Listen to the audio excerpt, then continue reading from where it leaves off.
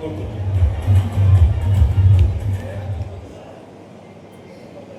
ఈరోజు భారత రాష్ట్ర సమితి విస్తృత స్థాయి కార్యకర్తల సమావేశానికి అధ్యక్షత వహిస్తున్నటువంటి గౌరవనీయులు పూజ్యులు పెద్దలు మన హుస్నాబాద్ అభివృద్ధి ప్రదాత ఉడితల సతీష్ కుమార్ గారు, నేషనల్ డైరెక్టర్ రాజ్యలక్ష్మి గారు, వేదికపై ఉన్నటువంటి సోదరమణులు పెద్దలందరికీ, ఈ కార్యక్రమంలో పాల్గొంటున్నటువంటి హాజరైనటువంటి నాయకులకు, కార్యకర్తలకు, పెద్దలకు, సోదరమణులందరికీ ప్రత్యేకమైనటువంటి నమస్సుమాంజలు, తెలంగాణ ఉద్యమాభివందనాలు తెలియజేసుకుంటూ, ఏదైతే మనం గత అసెంబ్లీ ఎన్నికలలో భారత రాష్ట్ర సమితి ప్రభుత్వం ఓడిపోయిందని మనం అనుకుంటున్నాం. కానీ భారత రాష్ట్ర సమితి పార్టీ ఓడిపోలేదు. గ్రామీణ ప్రాంతాలలో ఉన్నటువంటి మనం జాగరూకతతో ఉండకుండా సమన్వయ లోపం వల్లనే మనం ప్రభుత్వం అధికారంలోకి రాకుండా పోయినాం. మీరు ఒకటి గమనించినట్టయితే హైదరాబాదు పట్టణం మొత్తం, హైదరాబాదు నగరం జంట నగరాలలో భారత రాష్ట్ర సమితికి సంబంధించిన ఎమ్మెల్యేలు అందరూ కలిసింది. అక్కడ ఒక్క ఎమ్మెల్యే కూడా కాంగ్రెస్ రాలేదు. మీకు పెద్దలందరికీ తెలుసు. మరి సంక్షేమ పథకాలు అక్కడ అందరూ ఏమన్నా, అక్కడ రైతు బంధు ఉన్నదా, అక్కడ పెన్షన్లు తీసుకునే వాళ్ళు ఎక్కుంటారా, అక్కడ సంక్షేమ ఫలాలు పొందిన వాళ్ళు ఎక్కుంటారా? హైదరాబాద్ జంట నగరాలలో సంక్షేమ ఫలాలు అందుకునే వాళ్ళు చాలా తక్కువ మంది. మరి సంక్షేమ ఫలాలు ఎక్కువ ఎవరికి అందినాయి అంటే మనకు గ్రామీణ ప్రాంతాలలో అందినాయి. మనం ఈ నియోజకవర్గంలో మరి 7 మండలాల్లో మనం జడ్పీటీసీ, ఎంపీపీ మొత్తం కైవసం చేసుకొని మన సతీష్ కుమార్ గారికి మనం ధైర్యాన్ని ఇచ్చి రేపు రానున్న ఎన్నికల్లో మనదే విజయం, మనమే సతీష్ కుమార్ గారి లక్ష్యంగా, గెలిపే లక్ష్యంగా మనం అందరం పనిచేయాలని చెప్పి నేను ఎక్కువ సమయం తీసుకోకుండా నాకు ఈ అవకాశం ఇచ్చినట్టు మీ అందరికీ పేరు పేరు నమస్కారం తెలియజేస్తూ జై తెలంగాణ, జై తెలంగాణ. నువ్వు పైసలు ప్రభావం చేసినా ఇక్కడ నడదని చెప్పి, ఎందుకంటే ఏదో ఒక్కసారి మా ఊళ్ళందరూ కూడా ఉస్మానాబాద్ కూడా ఉద్యమ గడ్డ ఇది. ఒక్కసారి మంచిదంటాడు, రెండోసారి మంచిదంటాడు, మూడోసారికి వస్తే ఏం చేయాలో అందరికీ తెలుసు. ఖచ్చితంగా పని చేసి కూడా నమ్మకం నాకు తెలియజేస్తున్నాను. నువ్వు ఇక్కడ నువ్వు వేలు పెట్టానో అక్కడ పెడుతున్నావు, అక్కడ పెడుతున్నావు, జాగ్రత్త బిడ్డ.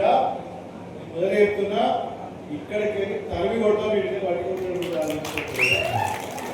రెండో విషయానికి వస్తే, మొన్న పార్లమెంట్లో కూడా మొదటిసారి బీజేపీ 12 ఏళ్ళలో కూడా వాళ్ళ పక్షాన ఓటు పడ్డది. ఏమనుకున్న వాళ్ళు మహిళా బిల్లు పెట్టి, మహిళల మీద తుపాకులు పెట్టి పేల్చాలి, ఏమంటారు మన జీవితం చేయాలి, అన్యాయం చేయాలి, దక్షిణాది రాష్ట్రాలకు చెప్పి అనుకున్నా. కానీ అది అడ్డుపడ్డది. దాని గురించి వివరంగా సార్ ఖచ్చితంగా చెప్తారు. రెండో విషయానికి, మొన్న సూర్య తేజస్వి గారు,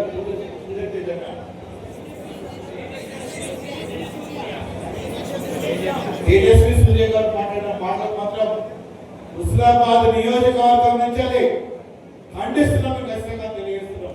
అటువంటి మాటలు మాట్లాడద్దు. తెలంగాణ ప్రాంతాన్ని పాకిస్తాన్తో సాల్వ్ ఇంత ధైర్యం ఉండడానికి అసలు కొంతమంది ఏమనుకుంటున్నారు? తెలంగాణ ప్రాంతంలో కూడా ఈ భారతదేశంలో కలవాలని చెప్పి ఎంతో మంది త్యాగం చేస్తారు.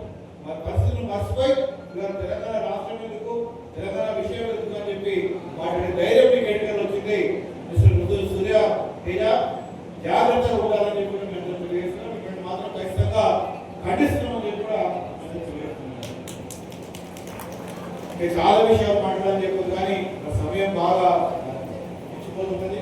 ఇక్కడ చాలా గొప్ప విషయాలు ఇవాళ రాష్ట్ర రాజకీయాలలో, దేశ రాజకీయాలు కూడా ఏ విధంగా పావులు జరుగుతున్నది, ఏ విధంగా వస్తుందనే విషయం మనం విరుచుకున్న చెప్తున్న కాబట్టి వారికి రావడం జరిగింది. రేపు 20వ తారీఖు జరిగిపోయే జగిత్యాల సభ మన దగ్గరికి వెళ్ళి ఏమి ఇంకేనే ఇంతమంది రావాలి, ఎంతమంది రావాలి, ఎవరికి వారు ధైర్యంగా దయచేసి మీరు ఆ సభను కేసీఆర్ గారి సభని తప్పకుండా వేదాలీకరించండి. ఆ సభ సక్సెస్ చేసే బాధ్యత మన మీద ఉంటుందని చెప్పి కూడా మరొకసారి తెలియజేసుకుంటూ, మరి ఇవాళ జరుగుతున్న విషయాలు వాస్తవంగా సర్పంచ్ గెలిస్తే సర్పంచ్ నిర్దేశం లేదు, కౌన్సిలర్ గెలిస్తే కౌన్సిలర్ నిర్దేశం లేదు. రేపు ఎంపీటీసీ ఇదే భయపడతారు, మనం భయపడాల్సిన అవసరం లేదు. రాజ్యాంగ హక్కు ప్రకారంగా మనకి ఏదైతే రావాలో ఖచ్చితంగా తీసుకొచ్చుకోవడం అని చెప్పి కూడా మీ అందరూ తెలియజేసుకుంటూ అందరు కూడా ఉదయపూర్వక ధన్యవాదాలు. జై తెలంగాణ. కేసీఆర్ గారి నాయకత్వం. గౌరవనీయులు పెద్దలు మాజీ ఎంపీ గారు మాట్లాడాలని ఇదివరకే చట్టం అయిపోయింది. 2023 లోపల పార్లమెంట్ లోపల మహిళలకి 33%, శాసనసభలో 33% సీట్లు కేటాయించాలని చెప్పి పార్లమెంట్ ఇప్పటికే చట్టం చేసింది. కానీ అమలు ఎప్పటి నుండి అనేది పెద్ద ప్రశ్న. మొన్న 2023 లోపల మోడీ గారి ప్రభుత్వము ఆ చట్టం చేసినప్పుడు ఏం చెప్పిందంటే 2026 తర్వాత జరగబోయేటువంటి జనగణన లెక్కలు సెన్సస్ లెక్కల తదనంతరము అది అమలు అవుతుందని చెప్పి సెక్షన్ 5 లో చెప్పబడ్డది. మరి ఎందుకో హుటాహుటిగా మోడీ గారి ప్రభుత్వం, బీజేపీ ప్రభుత్వము 26 తర్వాత జనగణన లెక్క కావాల్సిన రోజు వేలు పడుతుంది, 29 దాటుతుంది, మళ్ళా 34 కదా మేము తొందరగా పెడతామని చెప్పి మరి ఓ బిల్లు నిన్న పార్లమెంట్లో ప్రవేశపెట్టింది. దాన్ని మార్చడానికి ఆ బిల్లు ప్రవేశపెట్టినప్పుడు బీజేపీ ప్రభుత్వము ఎంచుకున్న సమయం వచ్చింది కదా. నిన్న మొన్న ఈ రోజు 3 రోజులు పార్లమెంట్ స్పెషల్ సమావేశాలను పెట్టింది. ఇప్పుడు ఎన్నికలు జరుగుతున్నాయి బెంగాల్లో, తమిళనాడులో. ఈ ఎన్నికల సందర్భంలో పెట్టడం బాగా కాదు అని చెప్పి కాంగ్రెస్ పార్టీ నాయకులు చెప్పి మిగతా రాజకీయ పార్టీలు చెప్పింది. మనకు చెప్పే అవకాశం లేదు. లోకసభలో ఇప్పుడు మనం ఎవరం లేము, మనం అడగలేదు, మనం చెప్పలేదు. కానీ ఆ పార్టీ చెప్పినప్పటికీ కూడా బీజేపీ అహంకారంగా మరి 3 రోజులు పెట్టింది. నిన్న అబాస్ పాలైపోయింది. నిజంగా ఈ చట్టాన్ని కాంగ్రెస్ పార్టీ కూడా ఎందుకు వ్యతిరేకించిందంటే వాళ్ళు చెప్పేది ఇది, మీరు మాతో మాట్లాడలేదు, చర్చించలేదు, మాకు సరైన సమయం ఇవ్వలేదు అని మొదలు చెప్పారు. మళ్ళీ నిన్న మొన్న టీవీలోనే అతుకున్న మొత్తం పొద్దున 11 గంటలకు పెడితే రాత్రి 12 గంటలకు మొదలు చూసిన, నిన్న పొద్దున 11 గంటలకు పెడితే 8 గంటలకు నిన్న చూసిన. టీవీ మొత్తం ప్రతి ఒక్కరు ఏం మాట్లాడేది అనేది అన్ని కూడా నేను వినడం జరిగింది. వాళ్ళు ఏం చెప్తున్నారు అంటే మహిళలకు రిజర్వేషన్ డీలిమిటేషన్ తోని లింక్ పెట్టారు కాబట్టి మేము వ్యతిరేకిస్తున్నాం. డీలిమిటేషన్ అంటే కాంగ్రెస్ పార్టీ ఇదివరకు ఇవే సీట్లు కూడా ఇప్పుడు చెప్పలేదు. సీట్ల పెంపకం పట్ల కాంగ్రెస్ పార్టీ వ్యతిరేకించిందని నేను ఎన్నడూగా వినలేదు. కానీ నిన్న మన కొత్తగా రాహుల్ గారు కొత్త భాషలు చెప్పాడు. ఇప్పుడు ఆ వ్యతిరేకిస్తున్నామని చెప్తున్నాం. ఏదేమైనప్పటికీ కూడా దురదృష్టవశాత్తు మహిళలకి రిజర్వేషన్లని ఎప్పుడు కూడా ఏదో కారణంతో వాయిదా వేస్తున్నారు ఈ 2 జాతీయ పార్టీలు, కాంగ్రెస్ పార్టీ, బీజేపీ పార్టీ. నేను ఇక్కడ ఉన్న సోదరులు చెప్తున్నా, ఈ కార్యక్రమం అయితే మీరు ఒక చిన్న కార్యక్రమం చేయండి, సతీష్ గారు ఏర్పాటు చేయండి. ఇక్కడ ఆర్టీఓ ఆఫీస్ దగ్గర పోయి ఒక దండా విధానం చేయగలం. మన తెలుసుకుని అందరం అంటే ఆడవుతారు అడగండి అబ్బాయినా ఊగట్టు. మీరు అందరూ ఇక్కడ ఉన్న ప్రతి ఒక్కరు కూడా ఇలా మహిళా గులాబీ జెండా మాకు అమలు కావాలి పెట్టాలి. ఈ కాంగ్రెస్ బీజేపీ మోసపూరితమైనటువంటి రాజకీయ దాన్ని మేము వ్యతిరేకిస్తున్నామో, మా మహిళలకు మాకు రిజర్వేషన్ కావాలని చెప్పి కూడా మీరందరూ చిన్న కార్యక్రమం చేయండి, బాగుంటుంది. దయచేసి నా దృష్టిలో మరి కొత్త నియోజకవర్గాలు పెంచాలనే పెద్ద సబ్జెక్టు. అది పదరైన కత్తి, 2 వైపున ఉన్నటువంటి పదరైన కత్తి లాగా మరి భావించారు. ములాయం సింగ్ యాదవ్, లాలూ ప్రసాద్ గారు వ్యతిరేకించారు. ఏదో కారణాలు చెప్తున్నామా, సపరేట్గా ఎన్ని సీట్లు ఇస్తామో అన్ని సీట్లు పెంచేద్దామో అన్ని చేద్దామని చెప్పి కేసీఆర్ గారు మొదటిసారిగా 2006లో నేను అప్పుడు హన్మకొండ ఎంపీ, కేసీఆర్ గారు కరీంనగర్ ఎంపీ, మేము అప్పుడు ఢిల్లీలో తెలంగాణ కోసం 32 రాజకీయ పార్టీల చుట్టూ తిరిగేటప్పుడు ఇది వచ్చింది సమస్య. కాబట్టి సీట్లు పెంచడం భావ్యము. ఇలా ఒక్కొక్క నియోజకవర్గం మల్కాజ్గిరిలో 30 లక్షల మంది ఓటర్లు, ఒక్కొక్క శాసనసభలో 10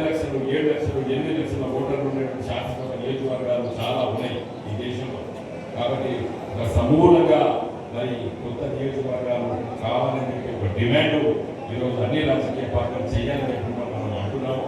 కానీ నిన్నట్లాగా బీజేపీ రాజకీయ లబ్ధి కోసం మీరు ఎవరిని అడిగారో మీరే తలవసరం మాకు ఓటేయాలని చెప్పి ఒక ఆలోచనతోని మీరు పార్లమెంట్లో బీజేపీ బిల్లు పెట్టింది. అన్ని పార్టీలతో మాట్లాడి పెడితే ఈ దుస్థితి వచ్చేది కాదు బీజేపీకి. కాబట్టి దయచేసి ఇప్పటికైనా మహిళల కోసం రాజకీయ ఆలోచనతో చేయాలి తప్పితే రాజకీయ లబ్ధి కోసం మాత్రం చేయలేదు. కాబట్టి మన పార్టీ మొదటి ఒకటే ఉంటున్నాం, మహిళలకి శాసనసభలో పార్లమెంట్లో రిజర్వేషన్లు ఉండాలి, అదేవిధంగా సీట్లు విభజన ఉండాలని చెప్పి కూడా మనం ఆలోచన. కాబట్టి సమగ్రంగా దానిపైన ఆలోచించి ఇలాంటి ఉటావుడిగా మీటింగ్ పెట్టి పార్లమెంట్లో మీటింగ్ పెట్టి ఇలాంటి బిల్లు పాస్ చేసుకుంటామని మోడీ గారు ఆలోచిస్తే ఇలాంటి పనితీరు దొరుకుతారు. ఇప్పటికైనా మోడీ గారు బీజేపీ పార్టీ మిగతా అన్ని రాజకీయ పార్టీలతో ఒక మంచి దేశానికి మంచి భవిష్యత్తు కోసం ఆలోచన చేస్తే అందరూ కూడా మద్దతు ఇస్తారని చెప్పి నా అభిప్రాయం.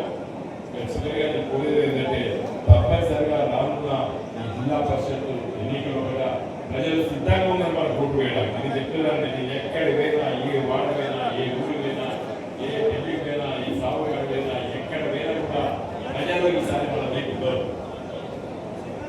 కాబట్టి దయచేసి మీరందరూ కూడా కష్టపడి పనిచేసి రానున్న మరి మేలో ఎన్నికలు జరుగుతాయి అంటున్నారు. మేలో జూన్లో ఎక్కువ జరగడం కూడా మేలో పెడతారని నేను అనుకోను. ఎందుకంటే ఎకరాలు ఏమిటారు పెట్టడు, సత్తాడు పెడితే. కాబట్టి మేలో పెట్టాలనుకుంటే జూన్లో పెట్టుకుని వర్షాలు పెట్టినప్పుడు అప్పుడు చూసుకుందాం. దయచేసి మీరందరూ కూడా కష్టపడి పనిచేయాలని చెప్పి కోరుతూ మరి 20వ తారీఖున కేసీఆర్ గారి మీటింగ్ మీరందరూ కూడా వచ్చి విజయవంతం చేయాలని చెప్పి కోరుతూ సెలవు తీసుకుంటున్నా. జై తెలంగాణ. ఏ మీటింగ్ సతీష్ గారు అంటే 20వ తారీఖు నాడు కేసీఆర్ గారి మీటింగ్ జగిత్యాల ఉంది కదా, మరి అక్కడికి ఆ మీటింగ్ పట్ల కార్యకర్తలు నాయకులందరూ ఆసక్తితో ఉన్నారు. ఒకసారి ఆ విషయం చెప్తూ మరి రానున్న రాజకీయాలు ఒకసారి మాట్లాడుకోవాలని తప్పనిసరిగా రావాలని చెప్పి మరి నన్ను అడగడం జరిగింది. మరొకసారి మిమ్మల్ని అందరినీ కూడా కలుసుకునేటువంటి మంచి అవకాశం కలిగినందుకు మీకు అందరికీ కూడా నేను పేరు పేరున నేను కృతజ్ఞతలు తెలియజేస్తున్నాను. మీకు అందరికీ తెలుసు, రాష్ట్రంలో మన పార్టీ అధికారం కోల్పోయి కాంగ్రెస్ పార్టీ అధికారంలోకి వచ్చింది. అధికారంలోకి వచ్చి కూడా 2.5 సంవత్సరాలు దాటింది. ఇక మిగిలింది 2.5 సంవత్సరాలు మాత్రమే. మొన్న రాష్ట్ర బడ్జెట్ పెట్టిన తదనంతరము మనకు అర్థమైపోయింది, కాంగ్రెస్ పార్టీ ఇచ్చిన హామీలు ఎవ్వి కూడా వాళ్ళు వాటిని అమలు చేసేటువంటి ఆలోచన వాళ్ళకు లేదనేది మనకు అర్థమైపోయింది. రాజకీయాల్లో మనము ఈ గులాబీ జెండా పార్టీ పెట్టిన రోజు మన ఎజెండా, మన ఉద్దేశము కేవలము తెలంగాణ రాష్ట్రం సాధించడం మాత్రమే. తెలంగాణ రాష్ట్రం కోసం ఆవిర్భవించినటువంటి తెలంగాణ రాష్ట్ర సమితి గులాబీ జెండా సుదీర్ఘ రాజకీయ పోరాటం చేసి అటు పార్లమెంట్లో ఇటు శాసనసభలో ప్రజా ఉద్యమాల ద్వారా తెలంగాణ రాష్ట్ర ఆలోచన విధానాన్ని యావత్తు తెలంగాణ ప్రజలు రేకెత్తించి తెలంగాణ రాష్ట్రాన్ని మనం సాధించుకున్నాం. మిత్రులు శ్రీరామ్ గారు ఉన్నారు. ఒక సందర్భంలో వారు ఉన్నటువంటి పార్టీలు వచ్చిన తర్వాత నన్ను అడిగారు, మాకు అక్కడ ఉన్నా కూడా మాకు హ్యాపీగా లేవు, సంతోషంగా లేవన్నా, తెలంగాణ ఏం చేస్తారు, మీరేం చేస్తారనేది మేము ఆలోచన చేస్తారని చెప్పి వారు నాతో అనడం జరిగింది. ఓ సందర్భంలో ప్రతి రాజకీయ పార్టీ నాయకుని కూడా మనం కేసీఆర్ గారు రైతు బీమాలను అడిగిరా, రైతు చచ్చిపోతే 5 లక్షల రూపాయలు ఇవ్వాలని చెప్పి ఆలోచన ఎవరైనా అడిగిరా? అది మా మధ్య ఆ రోజు పార్టీలో వచ్చిన ఆలోచన. రైతు బంధు అలాంటి పథకం ఇవ్వచ్చని చెప్పి ఆ ఆలోచన రేకెత్తించింది మన పార్టీ. మనం పెట్టిన తర్వాత పిఎం కిసాన్ అని చెప్పి ఇలా మోడీ గారు యావత్తు దేశంలో కూడా ఇలా అమలుపరుస్తున్నారు. ఎంతో కొంత ఇచ్చి ఒకటి కాదు, నేను చెప్పకపోతే ధన్యవాదాలు తెలియజేసుకుంటూ జై తెలంగాణ. ఒకసారి ధన్యవాదాలు తెలియజేసుకుంటూ వేదిక పైన ఉన్నటువంటి అందరికీ కూడా పేరు పేరున ధన్యవాదాలు. ఈ మధ్యలోనే అనుకుంటా ఉన్నాం సార్ మళ్ళొక మీటింగు పెడితే బాగుండు అని. ఎందుకంటే కొత్తగా గెలిచినటువంటి సర్పంచులు ఎప్పుడు మీటింగ్ పెడితే ఒకసారి సార్ తోటి ఇంత పెద్ద మీటింగ్లో ఒకసారి కలుసుకుందామని అందరూ కొంచెం ఉత్సాహం. కట్టర్ తెలంగాణ వాదని ఆయన మాడతా అని చెప్పినట్టుగా ఇది టెంపుల్ నాకు ఫోన్ చేసిండు, మళ్ళీ పంపించిండు, ఒకసారి మాడదని కోరుతాను.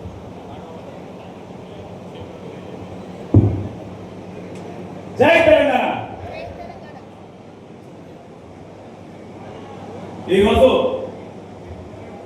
హుస్నాబాద్ నియోజకవర్గ స్థాయిలో ముఖ్య కార్యకర్త